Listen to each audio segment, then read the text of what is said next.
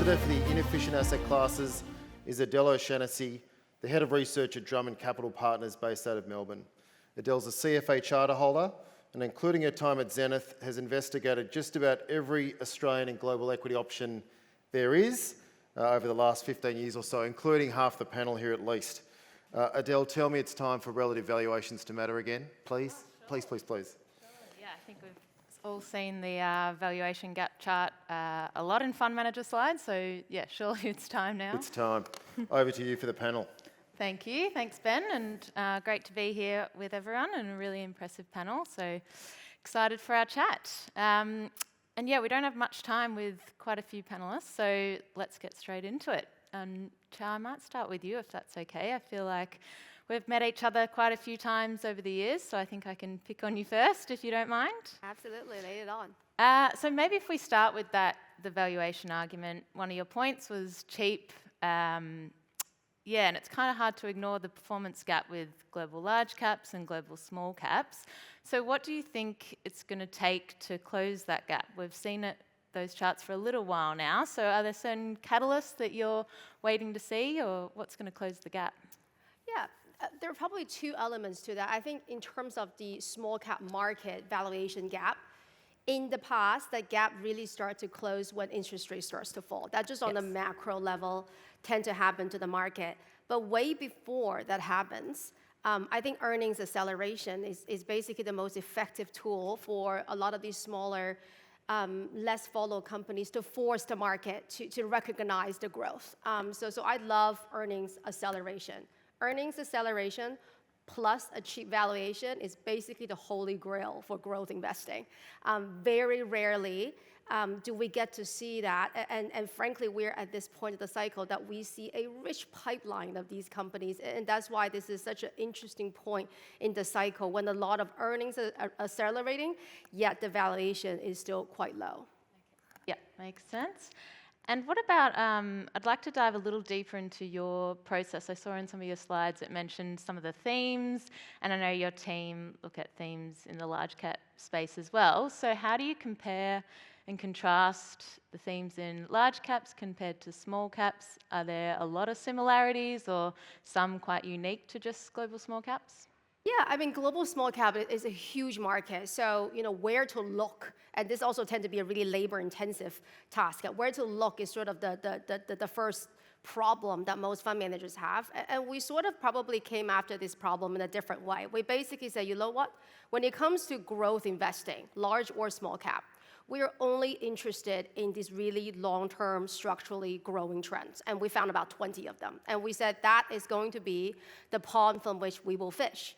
And we found all these winners on the large cap side. We found the NVIDIAs, the Metas, the GE Vannovas of the world. And we said, if we take everything we learn studying these large caps, we basically deduce what good should look like. We basically deduce what good management team should be doing at this point of the cycle. We basically work out what the earnings, the cash flow conversion, all the financial quality score should look like if a small cap were to benefit from the exact same trend.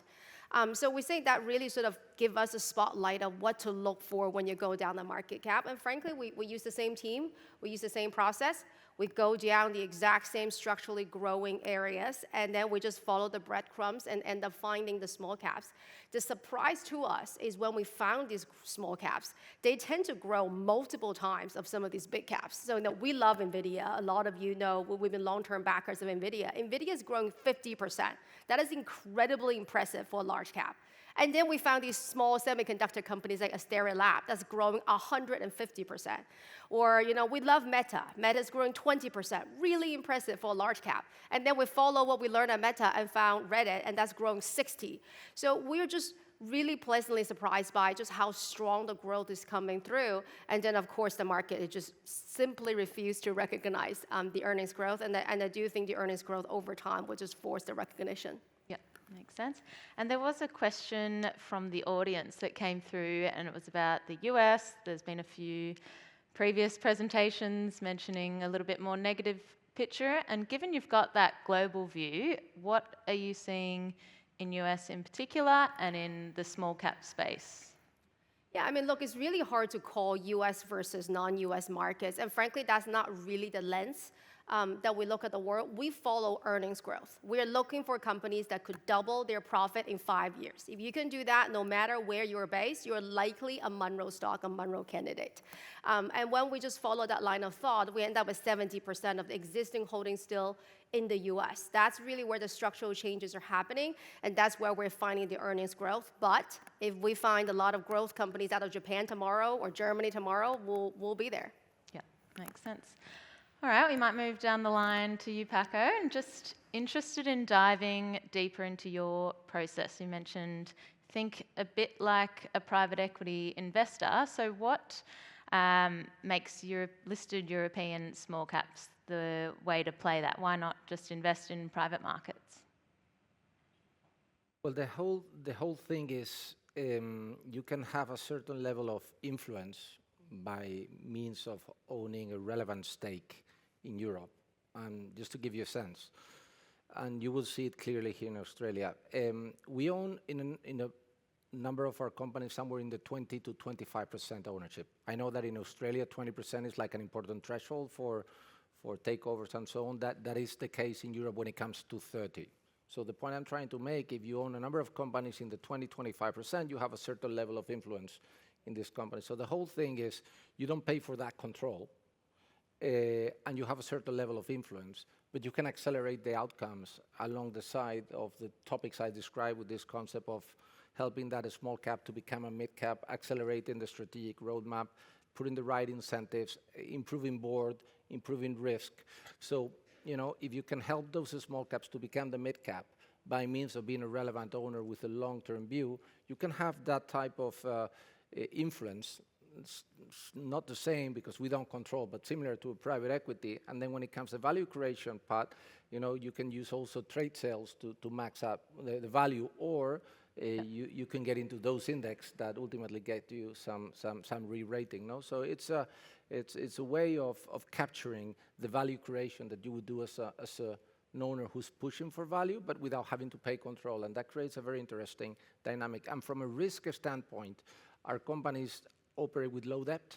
Private equities will sort of block your capital 10 years, will leverage up the companies. We will be providing much better liquidity to our investors. We will be operating with less risk. And if you look on cash returns, they will look very similar to top-tier returns when you compare it to the private equity space. And what about when you're looking for the companies? Is there signs you look out for that would point to the company being, I guess, fixable, and versus one that might just be cheap for a reason and you're not able to unlock that value? What do you sort of look at for there? Avoiding value traps is number one priority when you run a concentrated portfolio. So since we get in the morning, it is about this equilibrium of return on capital growth and free cash flow, but we need growth. So we need companies that have a good track record of value creation over a period of time, so we are operating in that space. We need companies who generally have a moat and a competitive advantage, and we can see through that. We need to see a structural growth, and that we try to find in certain places into the market. And we need to get to know, the risk of those companies in a good way. So our process, which is typically, it takes us up to 3 months to search for one idea. And it starts with the basics of financial analysis, but then we have like channel checks, industry check, the same way private equity would do. And then when we eventually allocate capital, we start with small holdings in a company. So we have this concept of seed holdings that we own for up to 2 years. So during that period of time, we engage with companies, with management teams, with other stakeholders to avoid value traps.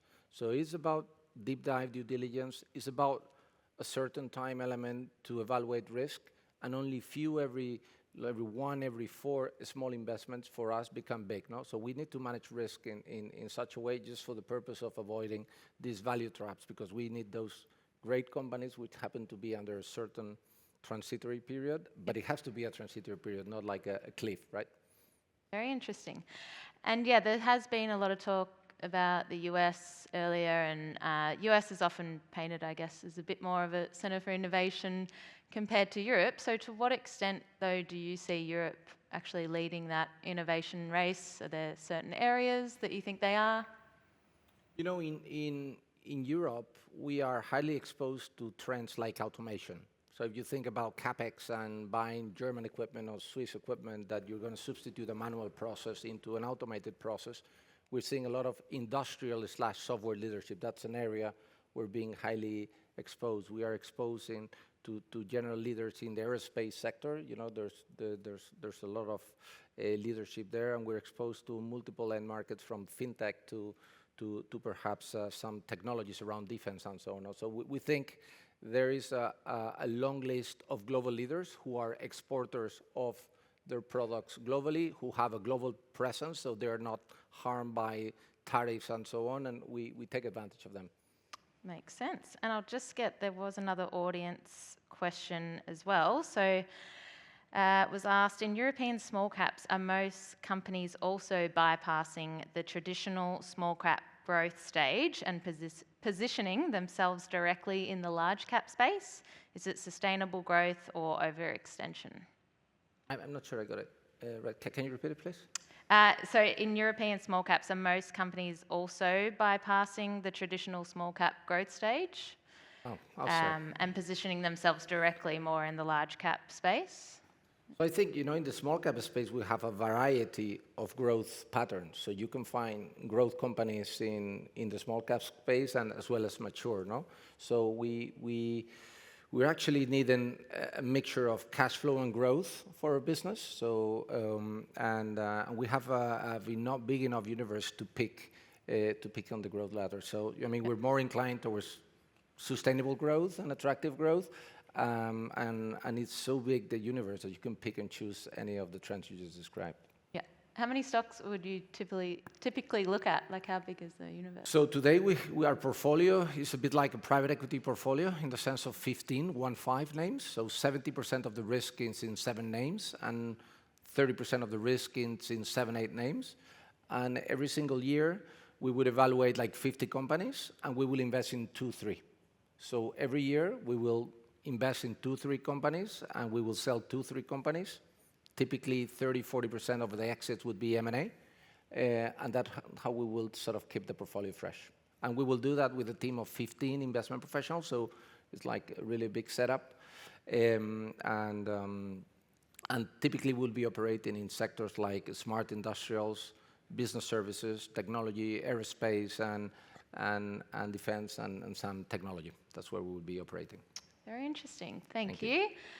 Alethea, we might move on to you and get the picture in Asia. So it would be good to start with China. I know the emerging market managers that we track have quite diverse views. When you look at some of them overweight, some quite underweight. So what are your views there? And I guess the Chinese consumer in particular as well. Can they really start spending, or any views there? Yeah, so China is our biggest overweight in the funds at the moment, and we have been for this year.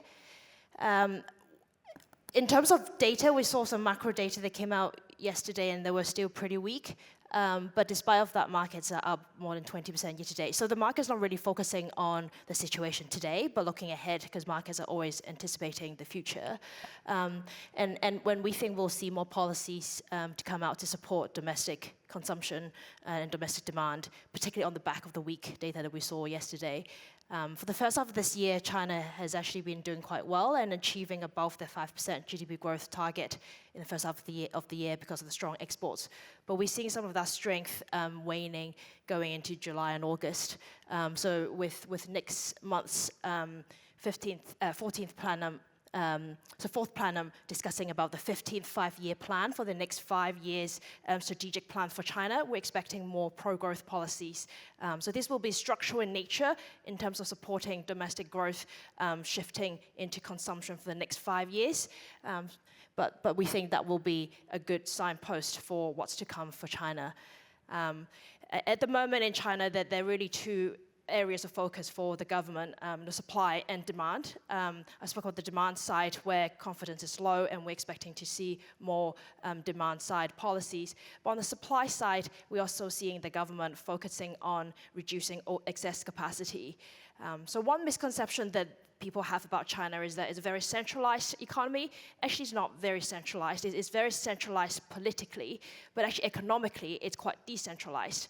So what's happened for the last many years is that local governments have been competing for growth, and they've been encouraging production in each of their own provinces, which has led to this excess capacities in many, many industries.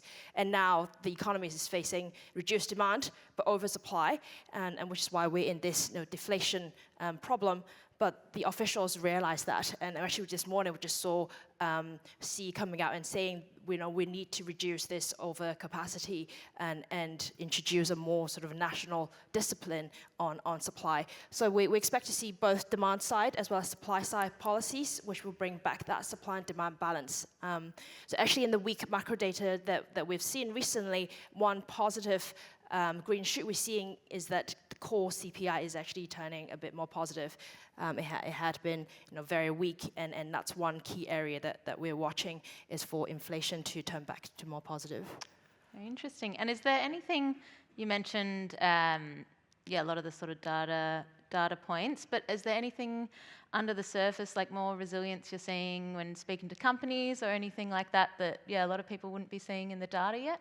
Yeah, that is interesting.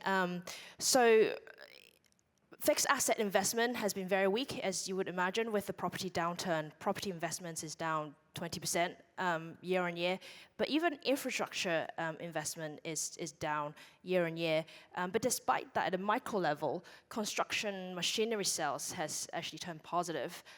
So what's happened is that the big construction equipment might be weak because of the weak overall investment growth, but actually the small machinery equipment is strong because of rural investments. So local government supporting rural investments like your local water conservation projects, local road projects.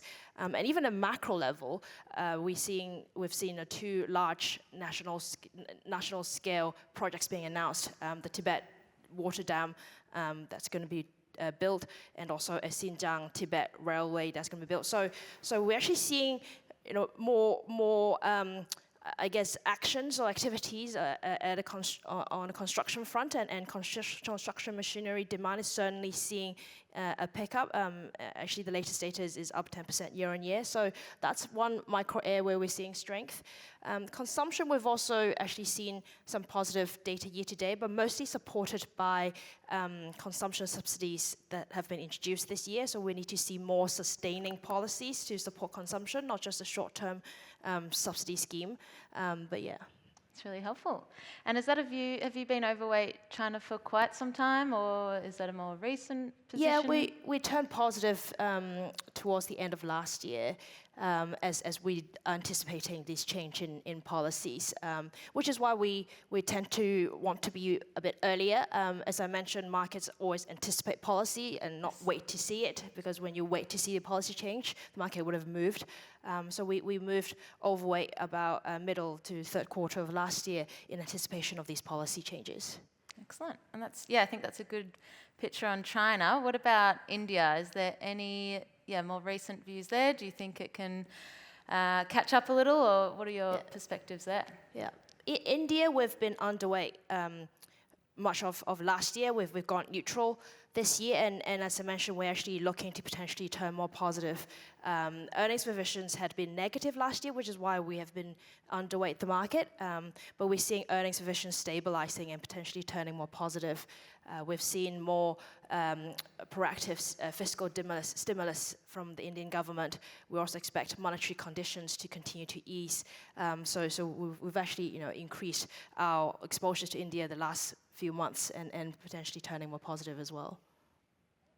And we might move on to Australia. We've gone global, so we'll just finish off a bit closer to home. And I think, it's something that's definitely discussed around the desk in my office a lot. So I'm sure for a lot in the room is valuations. It sounds like you've got the view of looking outside of the top 20 with your X20 fund, but maybe just firstly touch on, I guess, valuations more broadly for the Australian equity market. Is there any room for upside at all, or do you think definitely need to be fishing a little bit outside that top 20? Well, I think valuations are most stretched in the top 20. It's not just the banks and the resource companies. I mean, if you think about the makeup of the rest of the 20, we're limited to 10 minutes today, but in the presentation. But think about the supermarkets. They're facing unparalleled competition. So they're getting attacked from all sides at the moment. In healthcare, from Chemist Warehouse, from Costco, from Amazon, from Aldi, and now you've even got the petrol stations that are trying to reinvent themselves as convenience retail. So they are facing an attack on all front. So they've got a huge competitive threat, and you're seeing constant announcements by the majors to reinvest in price, which basically means don't expect a lot from an earnings growth perspective. You've got the large energy majors. They're probably going to struggle to maintain current profitability as we look over the next 5 to 10 years. And then you've got some really quite excessively priced large caps in stocks like Wesfarmers. Bunnings is a terrific business, but the read-through, if you apply reasonable multiples to the other parts of that business, is a pretty astronomical valuation. So we're not seeing much in the top 20 at all. In our high conviction fund, we own Macquarie, and we think it will continue to do well over time, and its price isn't particularly excessive, and expectations are pretty low for that business despite what's clearly happening in the mortgage market. But a lot of the opportunity lies beyond that, and interestingly, we've seen the smallest re-rate of any of the parts of the market in that mid-cap universe. I think there's been a rush of passive money, which obviously flows into the ASX 20, given it's 60% of the domestic market. And then you've seen a lot of people, and there are a lot of funds down the small and micro end of the market. So we're not seeing a huge opportunity at that end of the market. Probably for the first time ever, the high conviction fund doesn't hold anything outside the 200. And that's simply because we're not seeing significant opportunities down there. But Australia is a very unusual market. We're the home of the cosy oligopoly. And a lot of those stocks between the ASX 20 and the 120, which is where we've always allocated a lot of capital, they're clear market leaders. They've got other significant players that they're winning share against, or the better operators are winning share against, and we expect that they will continue for the next decade or two. And I think people just fail to realise that over time, if that results in strong earnings growth, expect the share price to track it. I mean, a lot's been made of the variance in multiples, but as long as you're delivering strong earnings growth, even if something's slightly expensive at a point in time, the earnings growth makes that less so over time. The interesting thing at the moment is the market is quite bifurcated. So there are pockets of extreme valuation, but then there are other sectors, and I'll call out two: healthcare and listed real estate, that are extremely attractive, and not just in relative terms, but in absolute terms. Healthcare, putting CSL to one side, which faces its own issues, those stocks are probably looking as attractively priced as they have in an absolute sense for a long time. So you often find that we're fishing in areas and increasing our exposure to areas that are currently unloved. They're obviously not beneficiaries of lower interest rates, so they're not flavour of the day, but there's always pockets of opportunity, and it's often when people are focused on a macro trend and trying to get exposure to that, and at the moment that's in the consumer space, where you'll suddenly see a lot of valuation support for businesses that are growing earnings strongly in other parts of the market. And it's not uncommon to Australia. The same parts of the market are typically cheap around the world at the same time. Makes sense. And maybe, we can just drill down a bit more into that sector level. So what's been, I guess, the biggest change in your portfolios in recent months or as far back as a year? Like, has there been a big sector shift, or certain sectors you're avoiding now? Yeah, well, we've reduced our exposure to the consumer space a little bit as valuations have become more full. We've increased our exposure, particularly in healthcare, over the last 6 to 12 months. But a lot of the names are the same. We're probably not that different from Francisco. It takes a lot for a stock to come into the portfolio. We actually disclose our top 20 for both funds every month. And I think the surprise for people as we've done that over many years now is how infrequently the top 20 stocks change. There aren't that many great businesses that have long runways for organic growth in the domestic market that are leaders in their field. We want to stick to those businesses. That's what's generated the outperformance. It's not doing clever things here or there. It's owning great businesses, own them for a long time. If you're right on the earnings growth and you don't overpay, that will deliver very, very strong returns. And it's been the driver for the fund doing more than double the market on a pre-fees basis since we launched 13 years ago. So, yes, we will move the sector exposure around a little bit, but normally there's probably only 2 or 3 portfolio changes a year. Sense. And what about when thinking about your portfolio construction? And there's been a fair few macro headwinds that in recent times. So what do you do to, I guess, protect against potential macro headwinds? Is there anything you're doing at that level? Well, the one thing we don't do is try to forecast the trends. What we normally can do is we can see when everyone is on the same side of the boat. When everyone is convinced that something is going to happen, even though it's not a certainty, that's what often creates risk and conversely opportunity. So at the moment, the market's very focused on interest rates declining. That's a reasonably consensus opinion. As a result, consumer discretionary stocks reflect that. And that makes us cautious because we look at the US market as the lead barometer for where interest rates are going globally. We see inflation ticking from 2.2 to 3.1 over the last 12 months. If you run through what goods inflation is going to look like as the tariffs have an impact, it's hard to see that inflation won't start with a 4 at some point during next year. And that's at a time where we've just seen the weakest jobs print. So that's normally not conducive to an environment where it's an automatic conclusion that interest rates are going to drop significantly. We often think from a macro perspective, should we be reducing in an area because everyone's suddenly overweight a particular part of the market based on a premise that's not a certainty, and if something else happens, there's going to be a great deal of disappointment. And it's the exact opposite at market lows. When everyone's convinced that this negative event's going to be disastrous for the world, and we know that that is a relatively low likely outcome, if the market's pricing that, then if anything better happens to the right of that on the bell curve, then our entry point buying into those stocks or buying into the market is going to be extremely attractive. So we're not trying to think about particular outcomes and forecasting them. We're trying to think about things probabilistically, and when we think that the probabilities don't align with the way the market is pricing individual stocks, that's when you'll see us make adjustments in the portfolio. Sense. You here to wind us up? Just standing here casually over your shoulder. Get involved. Ladies and gentlemen, please put your hands together for the panel. Thanks, Adele. Thank you. Thanks, everyone.